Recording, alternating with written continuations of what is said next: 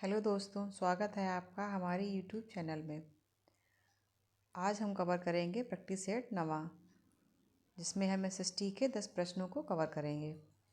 तो चलिए शुरू करते हैं। यूपी टीईटी 2025-26 के लिए एसएसटी का नवा प्रैक्टिस सेट। क्वेश्चन नंबर 1, भारतीय संविधान में कुल कितने भाग हैं? वर्तमान में भारतीय संविधान में कुल कितने भाग हैं? इसके ऑप्शन है। ऑप्शन ए 20 भाग, ऑप्शन बी 22 भाग, ऑप्शन सी 25 भाग, ऑप्शन डी 18 भाग। क्वेश्चन 1 का राइट आंसर है ऑप्शन सी 25 भाग। भारतीय संविधान में वर्तमान में 25 भाग हैं। मूल संविधान में 22 भाग थे, लेकिन संशोधनों के माध्यम से बाद में 3 भाग जोड़े गए, जैसे भाग 9 का ए और भाग 9 का बी और भाग 14 का ए। इन उपखंडों को जोड़कर जो भागों की संख्या है वो 25 हो गई है। वैसे मूल संविधान में हमारे 22 भाग और 12 अनुसूचियाँ थीं, 8 अनुसूचियाँ थीं।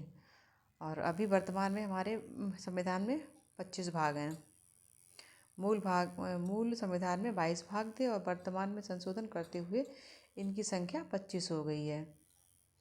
और ये जो नए जो जोड़े गए भाग हैं वो है 9 का ए, जिसमें नगर पालिका का वर्णन है, और 9 का बी इसमें सहकारी समितियों का है, और 14 का है जिसमें अधिकरण शामिल हैं। नेक्स्ट क्वेश्चन, क्वेश्चन नंबर 2, संविधान का भाग 1 किससे संबंधित है?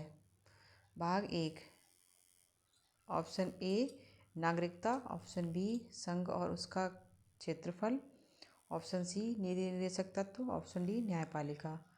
क्वेश्चन 1 का राइट आंसर है ऑप्शन बी संघ और उसका क्षेत्रफल। भारतीय संविधान का भाग 1 संघ और उसके क्षेत्र से संबंधित है। इसमें भारत के राज्यों को संघ के रूप में परिभाषित किया गया है और इसमें अनुच्छेद 1 से 14 तक शामिल हैं। जो हमारा भाग 1 है उसमें 4 अनुच्छेद हैं, 1 से लेकर 4 अनुच्छेद शामिल हैं। और ये हमारे जो जितने भी भारत के राज्य हैं, राज्यों को संघ के रूप में परिभाषित किया गया है। ये भाग नए राज्यों के निर्माण और राज्यों के क्षेत्र सीमाओं या नामों में परिवर्तन आदि से संबंधित प्रावधानों को संबोधित करते हैं। और 1 से 4 तक जो भी आर्टिकल्स हैं, अनुच्छेद हैं, उनमें जितने भी राज्य हैं उनके नामों को परिवर्तित करने का या उनकी क्षेत्र और सीमा का निर्धारण करने का और उनकी जो नए राज्यों के निर्माणों का वर्णन इन्हीं चारों अनुच्छेद में दिया गया है। इन्हीं चारों में ये प्रावधान दिया गया है कि किस तरह से किसी राज्य का निर्माण किया जाएगा, उसके नाम में परिवर्तन किया जाएगा या उनकी जो क्षेत्रीय सीमाएं हैं उनका निर्धारण उसी के अनुसार किया जाएगा। तो ये 1 से 4 तक जो आर्टिकल हैं, अनुच्छेद, वो भाग 1 में शामिल हैं। और संसद को नए राज्य को स्थापित करने या मौजूदा राज्य के क्षेत्रों, सीमाओं और नामों को संशोधित करने का अधिकार देता है और संसद के द्वारा ही नाम को परिवर्तित करने और उनका क्षेत्राधिकार निर्धारित करने का अधिकार संसद को ही दिया गया है। राज्यों एवं केंद्र शासित प्रदेशों की स्थापना, नाम बदलना, विलय या सीमाओं में परिवर्तन संबंधी कानून को शामिल करना, ये सारे जो स्थापना है, नाम बदलना है या विलय, किसी राज्य की सीमाओं को दूसरे राज्य में विलय करना है, इन सब का प्रावधान आर्टिकल 1 से लेकर 4 में ही दिया गया है। नेक्स्ट क्वेश्चन, क्वेश्चन नंबर 3, भारतीय संविधान में कुल कितनी अनुसूचियां हैं? Option A 10, option B 11, option C 12, option D 13। Question 3 का राइट आंसर है ऑप्शन सी 12। भारतीय संविधान में कुल 22 अनुसूचियां हैं। मूल संविधान में हमारे 8 अनुसूचियां थीं, लेकिन संशोधनों के माध्यम से अब इनकी संख्या बढ़कर 12 हो गई है। ये भी याद रखना है कि जो हमारा मूल संविधान है उसमें 8 अनुसूचियां थीं और अब वर्तमान में जो अनुसूचियां हैं उनकी संख्या 12 हो गई है। तो 8 अनुसूचियां थी और वर्तमान में 12 है और 25 भागों और 448 अनुच्छेदों में विभाजित किया गया है। वर्तमान में 22 भाग थे, लेकिन मूल संविधान में 22 भाग थे, लेकिन वर्तमान में जो भागों की संख्या है वो 25 हो गई है। और वैसे ही मूल संविधान में 395 अनुच्छेद थे, लेकिन अब उनकी संख्या बढ़कर 448 अनुच्छेद हो गई है। जैसे कई अनुच्छेदों को उपखंडों में बांटकर इनकी संख्या 448 हो गई है। नेक्स्ट क्वेश्चन, क्वेश्चन नंबर 4, प्रथम अनुसूची किससे संबंधित है? ऑप्शन ए राज्यों और संघ राज्य क्षेत्रों के नाम। ऑप्शन बी मौलिक अधिकार, ऑप्शन सी नागरिकता, ऑप्शन डी पंचायती राज। क्वेश्चन 4 का राइट आंसर है ऑप्शन ए, राज्यों और संघ राज्य क्षेत्रों के नाम। भारतीय संविधान की पहली अनुसूची राज्यों और केंद्र शासित प्रदेशों के नाम और उनकी क्षेत्रीय सीमाओं से संबंधित है। इसमें जो पहली अनुसूची दी गई है, जिसमें हमारे भारत के जितने भी राज्य हैं 28 राज्य और जो 8 केंद्र शासित प्रदेश हैं, उनके नामों का और उनकी क्षेत्रीय सीमाओं का जो निर्धारण है वो अनुसूची 1 में दिया गया है। उस अनुसूची 1 में ही वर्णित है। इसमें भारत के राज्यों और केंद्र शासित प्रदेशों के नामों की सूची और उनके संबंधित क्षेत्रों का विस्तृत विवरण दिया गया है। जो अनुसूची 1 है उसमें जो केंद्रीय शासित प्रदेश और राज्यों की क्षेत्रीय सीमाओं का और उनके नामों का वर्णन प्रथम अनुसूची में दिया गया है। और राज्य के नाम और क्षेत्र, इसमें सभी भारतीय राज्यों के नाम और उनकी क्षेत्र सीमाएं निर्दिष्ट की गई हैं। और केंद्र शासित प्रदेशों की भी सीमाएं इसमें, उनकी सीमाएं भी इसी में शामिल है जो प्रथम अनुसूची है। नेक्स्ट क्वेश्चन नंबर 5, भारतीय संविधान का भाग 9 किससे संबंधित है? ऑप्शन ए पंचायती राज प्रणाली, ऑप्शन बी नगर पालिकाएँ, ऑप्शन सी न्यायपालिका, ऑप्शन डी वित्त आयोग। क्वेश्चन 5 का राइट आंसर है ऑप्शन ए पंचायत राज प्रणाली। भारतीय संविधान का भाग 9 पंचायत राज व्यवस्था ग्रामीण स्थानीय स्वशासन से संबंधित है। जो हमारा भाग 9 है उसमें स्थानीय स्वशासन का वर्णन किया गया है और यह 73वें संवैधानिक संशोधन अधिनियम 1992 द्वारा जोड़ा गया था। ये भी इम्पोर्टेंट है, ये पूछ लिया जाता है एग्जाम में और कई बार पूछा भी गया है कि किस संशोधन द्वारा जोड़ा गया। तो 73वें संशोधन द्वारा इसको जोड़ा गया था और 1992 में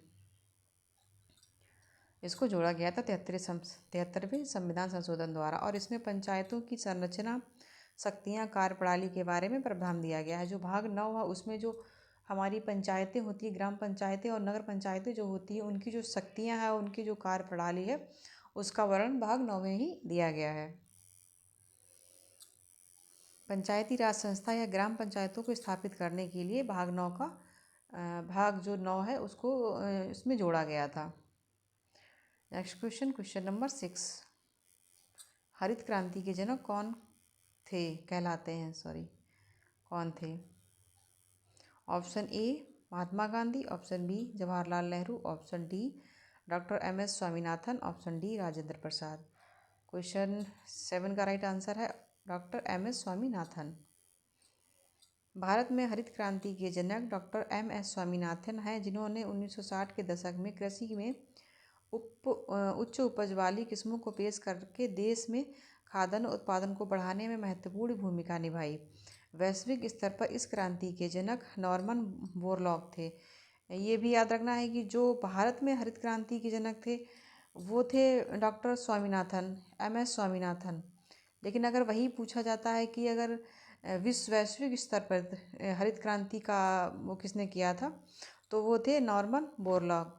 तो वैश्विक स्तर पर हरित क्रांति के जनक नॉर्मन बोरलॉग थे, जिन्होंने विभिन्न देशों में अधिक उपज देने वाली रोग प्रतिरोधक फसलों का विकास किया था।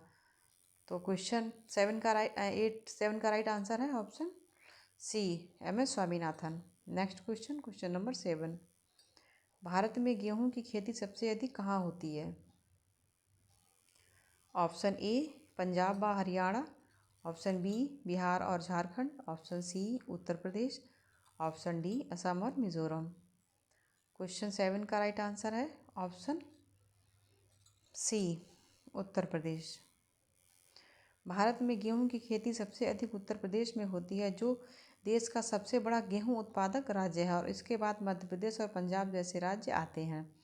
उत्तर प्रदेश में गेहूं की अधिक उपज के कारण यहाँ की जलवायु, उपजाऊ मिट्टी और बेहतर सिंचाई व्यवस्था के कारण है यहाँ पे। तो भारत में सबसे ज़्यादा गेहूं जो उत्पादक राज्य है वो उत्तर प्रदेश है, उसके बाद में मध्य प्रदेश, पंजाब तीसरे स्थान पर। इसे भारत का गेहूं का भंडार भी कहा जाता है। और अन्य उत्पादक राज्यों में आता है हरियाणा, राजस्थान, महत्वपूर्ण गेहूं उत्पादक राज्यों में है। तो सबसे ज़्यादा जो गेहूं का उत्पादन होता है वो उत्तर प्रदेश में होता है। नेक्स्ट क्वेश्चन नंबर 8, भारत में कपास की खेती के लिए कौन सी मिट्टी उपयुक्त है?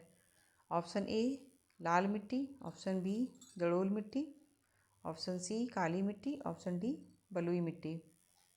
क्वेश्चन 8 का राइट आंसर है ऑप्शन सी काली मिट्टी। कपास की खेती के लिए सबसे उपयुक्त मिट्टी काली मिट्टी है, जिसे रेगुर या काली मिट्टी भी कहा जाता है। इसके अलावा अच्छी जल निकासी वाली और नमी धारण करने वाली क्षमता वाली दोमट और बलुई मिट्टी भी कपास के लिए अच्छी होती है। वैसे कपास की खेती के लिए सबसे अच्छी जो मिट्टी मानी जाती है वो रेगुर या काली मृदा ही मानी जाती है, जिसे चिकनी मिट्टी बोलते हैं। और इसके अलावा जो दूसरे स्थान पर आती है वो दोमट या बलुई मिट्टी, इसमें भी कपास की खेती की जाती है, लेकिन सबसे अच्छी जो होती है वो रेगुर या काली मिट्टी ही होती है। कपास की खेती के लिए उपयुक्त मिट्टी की विशेषताएं काली मिट्टी यह कपास के लिए सबसे अच्छी मानी जाती है, क्योंकि यह चिकनी होती है और नमी को अच्छी तरह से धारण कर सकती है। और दोमट इसमें जल धारण और पौष्टिक तत्वों की संतुलित जल धारण क्षमता और पौष्टिक तत्व दोनों ही संतुलित होते हैं, इसलिए दोमट मिट्टी भी अच्छी मानी जाती है। तो क्वेश्चन 8 का राइट आंसर है ऑप्शन सी काली मिट्टी। कपास की खेती के लिए काली मिट्टी उपयुक्त होती है। Next question, question number 9। Bharat में उद्योगों को कितने प्रकारों में बांटा गया है? ऑप्शन ए 2 भागों में, ऑप्शन बी 3 भागों में, ऑप्शन सी 4 भागों में, ऑप्शन डी 5 भागों में। तो क्वेश्चन 9 का राइट आंसर है ऑप्शन सी 4 भागों में। भारत में उद्योगों को 4 भागों में बांटा गया है: सूक्ष्म उद्योग, लघु उद्योग, मध्यम उद्योग और भारी उद्योग। जिसमें भारत में आकार के आधार पर जैसे सूक्ष्म हो गया, लघु हो गया, मध्यम और बड़े आकार में वर्गीकृत किया गया है उद्योगों को। सूक्ष्म, लघु, मध्यम उद्योग छोटे आकार पर, और आर्थिक क्षेत्र के आधार पर प्राथमिक उद्योग हो गया, जैसे प्राथमिक संसाधनों जैसे दोहन, जैसे कृषि और खनन हो गया, पशुपालन हो गया, मत्स्य हो गया, ये सब प्राथमिक क्षेत्र में आते हैं, जिनमें हम कच्चा माल जो होता है वो हमें प्राथमिक क्षेत्र से ही मिलता है। और द्वितीयक उद्योग जैसे विनिर्माण से संबंधित जैसे कपड़ा और ऑटोमोबाइल, और तृतीयक क्षेत्र उद्योग जैसे सेवा क्षेत्र हो गया, स्वास्थ्य और शिक्षा, ये तृतीय उद्योग में आता है। तो जो उद्योगों की जो उद्योग को जो वर्गीकृत किया जाता है वो कई आधारों पर किया जाता है। जैसे आकार के आधार पर हो गया 4 प्रकार से, और आर्थिक क्षेत्र के आधार पर हो गया 3 प्रकार से, प्राथमिक और द्वितीयक और तृतीयक। तो ये भी आपको याद रखना है कि जो आर्थिक आधार पर है वो प्रथम, द्वितीयक और तृतीयक हो गया, और आकार के आधार पर हो गया वो 4 प्रकार से हो गया: सूक्ष्म, लघु और मध्यम और भारी उद्योग। Next question, question number 10।